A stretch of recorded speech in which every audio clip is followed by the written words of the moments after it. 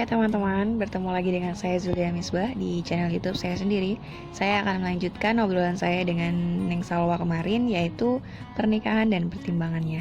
Sebelum masuk ke pembahasan pernikahan dan pertimbangannya, sebenarnya berangkat dari kegelisahan saya tentang maraknya nikah muda di akhir-akhir ini.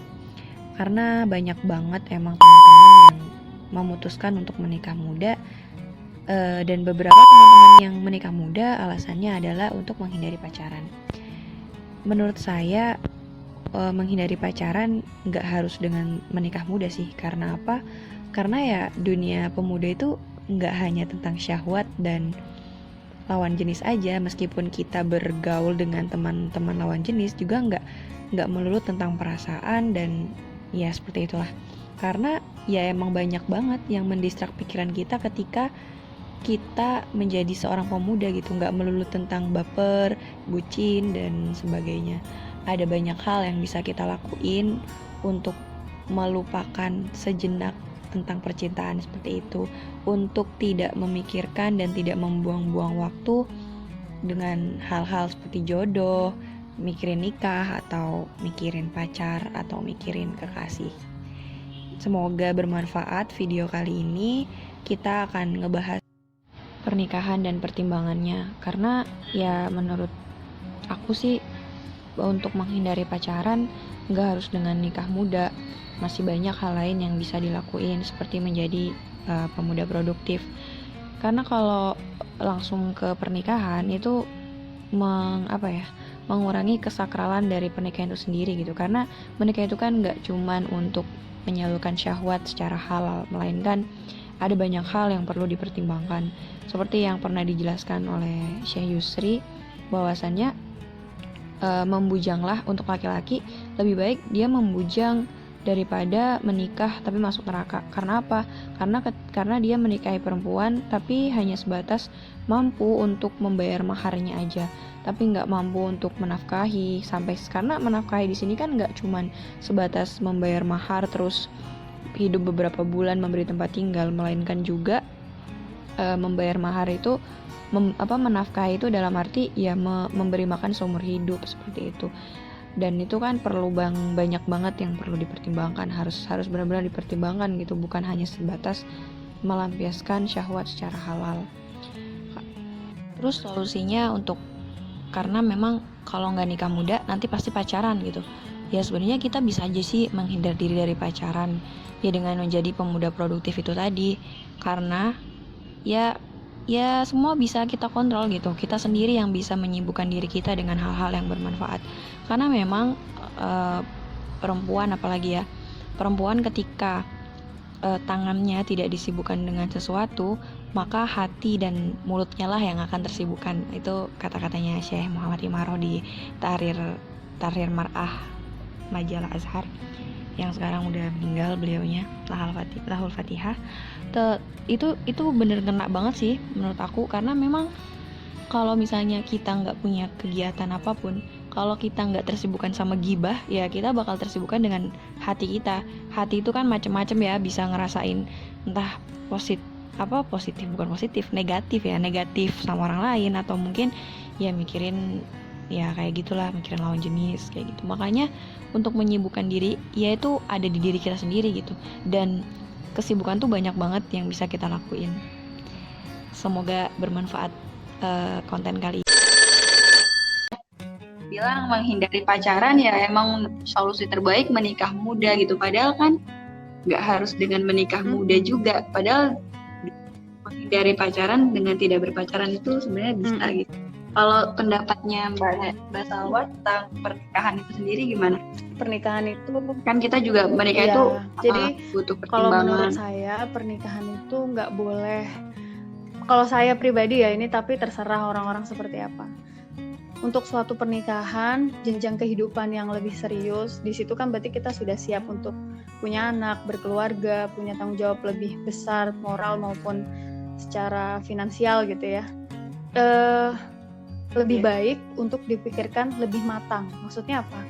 Usia kita lebih matang, kemudian bukannya muluk-muluk ya, harus yang orang yang udah dewasa, harus yang udah punya kerjaan, harus orang yang udah punya rumah, harus orang, enggak sih, enggak kayak gitu. Menikah itu menurut saya minimal kalau perempuan dia harus bisa apa ya, bisa ngalah, maksudnya secara emosional dia bukan orang yang emosional atau egois gitu. Karena dalam menikah itu kan semuanya kan ada di ridho suami. Kalau emang suami nggak ridho, kitanya nggak nerima, itu yang bisa jadi masalah. Jadi mempersiapkan mental gitu. Dan persiapan mental biasanya di usia yang relatif lebih matang ya, untuk 25 ke atas atau apa. Itu menurut saya sih. Tapi ini terserah.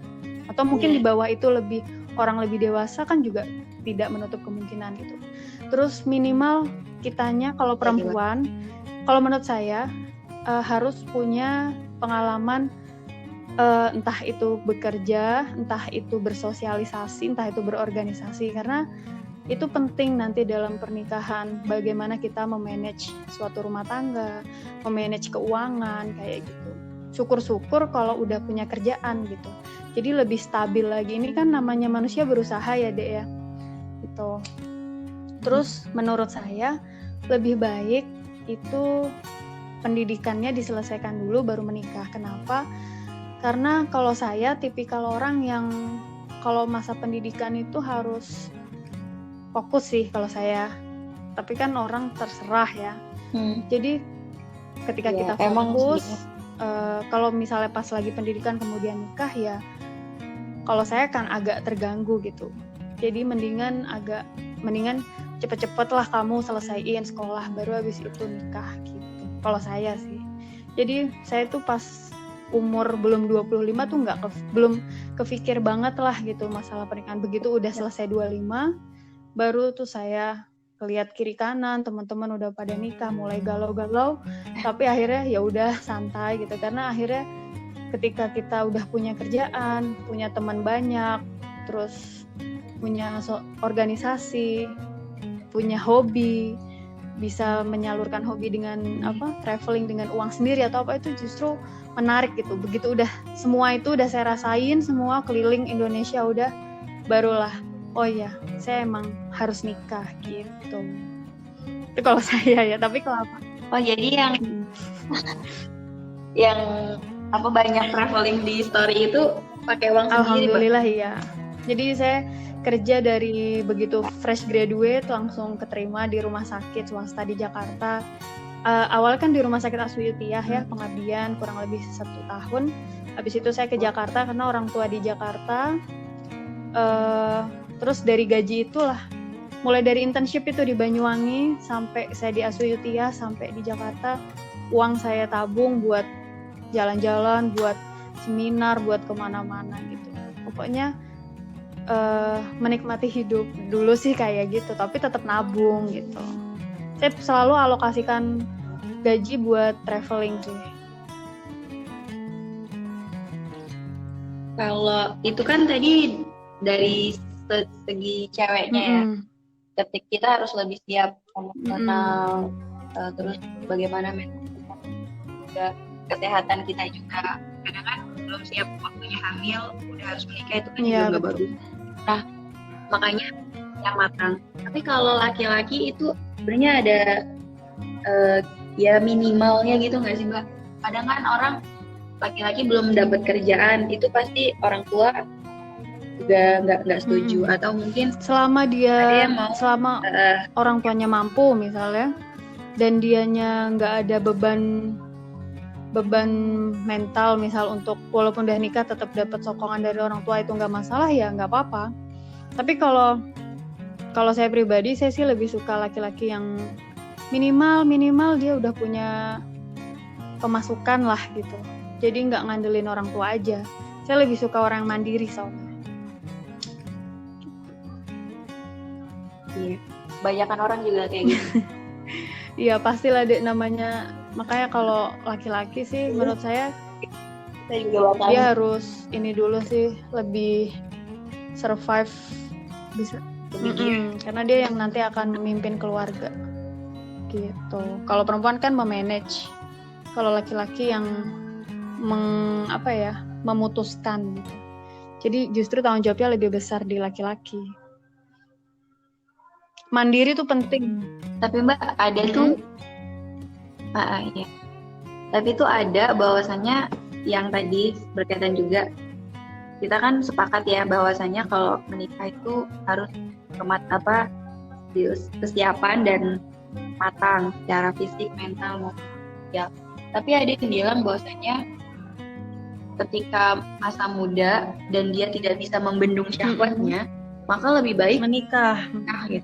Memangnya membendung syahwat di usia muda kita, misal di bawah 20 tahun atau di bawah 25 tahun, secara biologisnya tuh memang benar-benar tidak bisa dibendung. Dan harus wajib bisa. Enggak sih, tergantung. Nah, itu kan menurut saya sih tergantung distraksinya aja.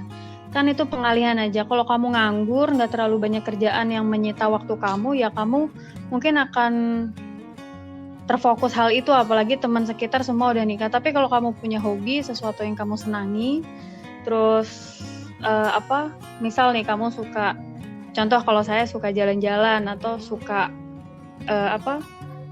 misal suka pencak silat atau apa gitu. Selama kita happy, menurut saya sih bisa-bisa aja, nggak ada masalah dengan hal itu, gitu. Daripada aku nggak tahan gitu ya, lebih baik aku nikah, toh nikah juga ibadah, toh nikah juga sunnatullah, ya it's okay, nggak apa-apa. Cuma masalahnya nikah nggak cuma melulu tentang hal itu gitu. Setelah menikah itu justru lebih panjang gitu, itu yang harus banget dipikirkan. Justru kalau kamu cuma mikir ini udah nggak kuat nih syahwat atau apa, itu berarti menunjukkan kamu belum dewasa. Karena setelah menikah yang kita pikirkan gimana kalau kita punya anak, gimana hidup ke depannya, gimana pekerjaannya, gimana keluarga kita apakah saling menerima atau tidak, gimana kita sudah bisa beradaptasi belum dengan dia. Atau kita nikah juga pengennya kan sekali seumur hidup kan gitu. Ketika kita cekcok atau ada masalah, kan gak mungkin namanya sama orang tuh senang terus kan, pasti ada keselnya, apalagi 24 jam hidup bersama gitu, pasti banyak keselnya. Tapi kalau kita udah siap mental, maksudnya tadi saya bilang udah, ya udahlah mau ngalah gitu. Kalau kamu udah bisa minta maaf padahal kamu nggak salah katanya gitu, itu baru perempuan bisa dibilang siap nikah. Itu ada yang ngomong kayak gitu. Karena ya itu tadi ego kan. Yang paling penting ego. Sebenarnya pernikahan tuh yang penting dua hal. Kalau perempuan itu bisa ngikutin suami atau nurut. Kalau laki-laki bisa mengerti istri. Udah dua hal itu udah cukup deh menurut saya. Berarti kalau menikah itu yang terpenting bukan melihat secara fisik, bukan melihat secara itu, tapi lebih ke emosional ya, kecocokan emosional. Emosional. Tapi sampean setuju nggak kalau untuk membangun emosional kan kita harus membangun chemistry, jadi harus pacaran dulu. Orang yang berlama-lama pacaran kan alasannya seperti itu. Kalau zaman sekarang saya mungkin agak gimana ya, pacarannya anak zaman sekarang kan nggak kayak zaman dulu ya. Maksudnya kalau sebenarnya kan pacaran itu nggak boleh, cuma kalau diniatin untuk misalnya kita mau kenalan lebih jauh, ta'aruf, dan kamu udah bisa menilai kapasitas diri kamu nggak akan aneh-aneh, fix banget kamu nggak boleh aneh-aneh gitu ya. Dia juga nggak boleh aneh-aneh, tapi bisa jamin nggak hal tersebut gitu? Kalau emang bisa jamin, yakin nih bisa jamin, iya saya yakin saya nggak akan aneh-aneh, ya udah nggak apa-apa komunikasi intens gitu. Tapi kalau saya sih nggak yakin sih kalau orang nggak mungkin pakai nafsu atau apa. Zaman sekarang gimana caranya bisa meminimalisir gitu, karena saya tahu namanya anak zaman sekarang kan gitu. Jadi saya lebih banyakin ke organisasi lah atau belajar lah atau apa kayak gitu, karena emang nggak bisa jamin. Ini harus open minded aja, ketemu orang tuh jangan takut, jangan merasa minder, semua tuh sama lah, orang kita seumuran, kita dari tempat yang sama, kita belajar di tempat yang sama, terus ya udah explore aja diri kamu sebebas-bebasnya gitu. Vokal di grup discussion atau misalnya coba kalau emang pengen coba deh kita bikin acara kemana gitu yang bareng-bareng kayak melibatkan teamwork atau apa. Itu kan juga cukup mendistraksikan pikiran kita ya, biar nggak melulu mikirin jodoh atau melulu mikirin pacaran kayak gitu. Mungkin ini sekilas kayak terlalu berlebihan gitu ya. Ini kaku banget sih, nikah muda nggak boleh, pacaran juga nggak boleh. Ya emang gitu. Maksudnya apalagi umur 20-an itu emang masa-masanya puber, masa-masanya kembang yang lagi mekar-mekarnya gitu kan. Emang banyak banget godaannya. Dan kita memang harus bisa jaga-jaga hati, juga jaga-jaga diri. Dan perihal, makasih teman-teman yang udah dengerin sampai akhir. Kalau misalnya ini bermanfaat buat kalian, boleh di-subscribe bagi yang belum subscribe. Atau kalau misalnya ini ingin kalian sebarkan manfaatnya, boleh banget disebarkan ke teman-teman. Selamat berproses teman-teman. Selamat melanjutkan aktivitas. Jangan lupa untuk saling mendoakan dan saling menguatkan. Sekian dari saya, sampai jumpa di video berikutnya.